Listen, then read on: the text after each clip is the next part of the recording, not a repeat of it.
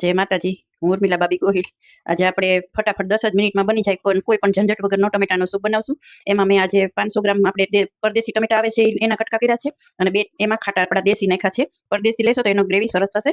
તો મેં 500 ટમેટા લીધા છે. એમાં આપણે નાનો આદુનો એક કટકો નાખવાનો છે, થોડું લસણ નાખ્યું છે, લીલું નાખ્યું છે, બે કળી સૂકું લસણ નાખ્યું છે, થોડી કોથમરી નાખી છે. તમે આ ટેસ્ટમાં બનાવશો તો તમને અલગ જ સૂપ લાગશે ટમેટાનું. તો એવી રીતે તૈયાર કરી અને એમાં આપણે 1 ગ્લાસ પાણી નાખશું એટલે ગ્રેવી આપણી સરસ થાય. 1 ગ્લાસ પાણી નાખી અને આપણે હવે એને ફટાફટ બ્લેન્ડર ફેરવી નાખવી.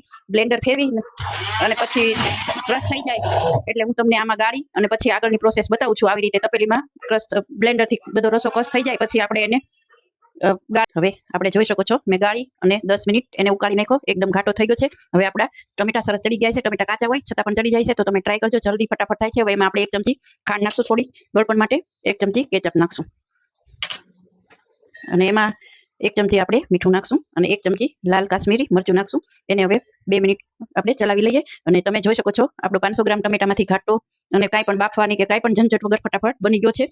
એમાં આપણે કોથમરી નાખશું થોડી. તમે આવી રીતે મસાલાવાળા જરૂરથી કરાવજો. પ્લેન જ તમે સૂપ જમાઈશો પણ આવી રીતે કોથમરી, લસણ, આદુ નાખીને મેં જે બનાવ્યો છે આ પ્રમાણે બનાવશો તો જલ્દી તમને ટેસ્ટ પણ અલગ લાગશે અને ફટાફટ બની જાય છે. તો હવે એને આપણે સર્વ કરી દઈએ.